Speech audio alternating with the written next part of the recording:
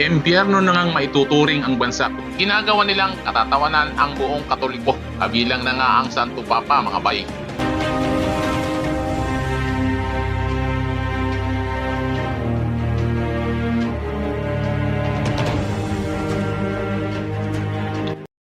Sobrang dami na ng tao ang sa ngayon ay apektado ng dambuhalang sunog na ito sa Amerika, mga bay, no?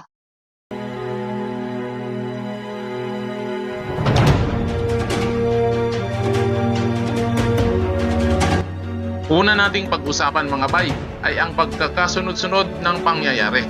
Nagsimula ang lahat sa lugar na kung tawagin, mga bay, ay Palisades. Noong January 7, 2025, nagsimula ito ng madaling araw, mga bay, no? Mula sa maliit na apoy hanggang sa ito ay lumaki ng lumaki, mga bay. Damay ang lahat ng mga tao, mapamahirap, mayaman, mga hayop at ultimong bahay ng international artist tulad na lamang ng mga artista na sina Mel Gibson, Paris Hilton at marami pang iba, mga bay, no? Impyerno na ngang maituturing ang bansa kung saan may nangyayaring sunog, mga bay, no? Na tila Judgment Day na nga ang itsura ng araw doon sa kanilang lugar, mga bay.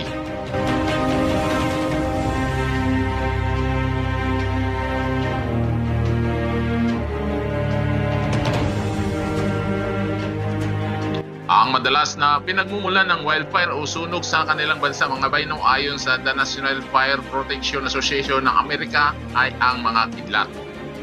Pero ang nakapagtataka dito, mga bay, no, na ang lahat ba ng ito ay dahil lamang sa kidlat? Kasi noong nangyari ito, mga bay, no, ay wala namang na-report na masamang panahon, mga bay, no, o bagyo doon sa lugar ng California. Ang isang faktor at talagang binibigyang pansin ng mga scientist kung bakit gano'n na lamang kalakas lumaki ang apoy, mga bay, no? Noong mga nakaraang buwan kasi, mga bay, no, sa California, bago pumasok ang malamig na simoy ng hangin o winter, ay nakaranas sila ng sobrang tuyong klima. At summer nga, bago mag-winter, mga bay, no, ay walang pumasok na ulan. Madalas na binabalita ito noon sa kanilang bansa, mga bay, no?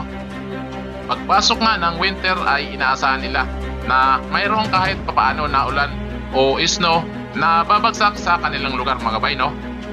Pero pagpasok nga ng winter ay nanatiling ang malamig sa lugar na ito. Pero walang ulan na bumagsak sa kanilang lugar, mga bay. Tanging malalakas na hangin lamang na kung tawagin nila ay Santa Ana wind ang kanilang naranasan. Mga bay, ito yung panahon plus malakas na hangin ay perfect combination talaga para sa apocalypse movie na sitwasyon ngayon sa bansang Amerika, mga bay, no? At dahil nga nasa gilid ng dagat ang lugar na ito, kaya pag-ihip talaga ng malakas na hangin ay sila ang pinakaunang tatamaan, mga bay, no? Sa ngayon nga, mga bay, no, dahil nga patuloy pang inaabula ang sunog, ay wala pang konkretong sagot ang mga kapulisan o otoridad sa kung saan talaga nagsimula ang sunog. May mga report na sinasabing ang lahat ng pangyayaring ito ay gawa ng isang kapabayaan. Kapabayaan daw ito ng isang pamilya, mga bay, no, na nagpipiknik at nakaligtan nilang patin ng kanilang bonfire na siyang dahilan naman kung bakit may nasunog na talahiban at kumalat ang apoy, mga bay. Alam mo ba, mga bay, na may mga fire hydrant din naman sana na nagkalat sa lugar at kung mapapansin mo, mga bay, no, ito ang reserba nilang tubig sana, mga bay, para tugunan ang mga ganitong pangyayari sa kanilang lugar, mga bay, no? Pero katakatakang nang mangyari ang malaking sunog na ito, mga bay, ay out of order ang kanilang mga fire hydrant. Ayon sa ilang mga residente, mayroon naman silang mga fire hydrant pero wala itong lamang tubig. Out of every fire hydrant you've seen, what have you found? Right now, we're finding most of them are down or low. Ganon pa man, mga bay, no, na may mga ilang reports naman na kung saan hindi lang isa kundi higit sa 10 ang naaresto dahil di umano na aktuan sila ng mga tumatakas na residente na nagsisimula ng apoy, mga bay. Di umano may dala silang mga gamit panunog tulad ng blue torch, gas lighter at kung ano-ano pa, mga bay, no?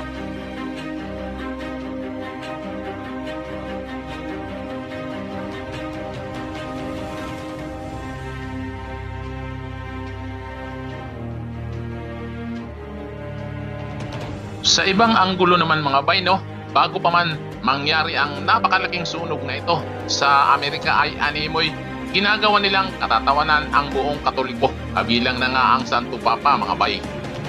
Noong January 5, 2025 kasi mga bay, no, araw o oras lamang bago maganap ang unang sunog ay ini-upload at kumalat sa internet ang video tungkol sa ginanap na 82nd Annual Golden Globe Awards mga bay.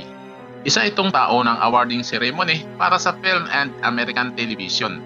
At ang napili nga nilang host mga bay ay ang tao na may pangalang Nikki Glaser. At sa dinami-rami nga sana na pwede nilang gawing opening remarks o opening ceremony mga bay, no, ay nag-perform lang naman siya ng isang kanta. Isang kanta na pinamagatang Popular o as in Pop o Santo Papa Pular.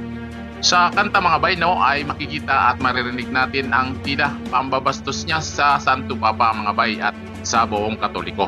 Hindi naman sinasabi na totoo ito mga bay, no, at ito talaga ang dahilan ng lahat. Pero timing kasi mga bay, no, na araw o oras lamang ang pagitan ay hito na ang bansang Amerika.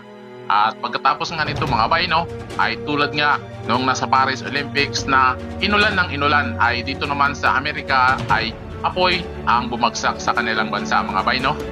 Ang Las Vegas mga bay, pati na ang Los Angeles kung saan ngayon ay may nagaganap na napakalaking sunog ay halinhinang tinatawag na the Sin City ng Estados Unidos. Sin City mga bay na may ibig sabihin isang lugar na punong-puno ng kasamaan, galit sa isa't isa, pagiging inggitero, labis na katamaran, napakaraming sugal, sobrang ganit sa pera, samot-saring krimen at higit sa lahat ay ang pagtalikod sa Panginoong Diyos mga bay. Hindi kaya nagsisit lang ng halimbawa ang Panginoon para sa mga bansang katulad ng Amerika mga bay, no, na nakalimutan na ang Panginoon dahil sa nabulag na sila sa sobrang dami ng pera at kayamanang tinatamasa nila dito sa mundong ibabaw mga bay, no. At ang pinakaminsahe ay hindi pa huli ang lahat mga bay para magbalik loob sa Kanya. Mga bay, alam naman natin na ang Amerika ang pinakamayamang bansa sa buong mundo, pero kahit sila ay walang nagawa sa hagupit ng panahon. Hindi nila ito nakontrol ng maayos kaya lumala ang apoy. Nakakapagtaka lang mga bay, no? Ang lahat ba ng ito ay natural disaster o sinadya ng sino mang tao o isang patikim lamang ng Panginoon para sa mga taong hindi naniniwala sa Kanya?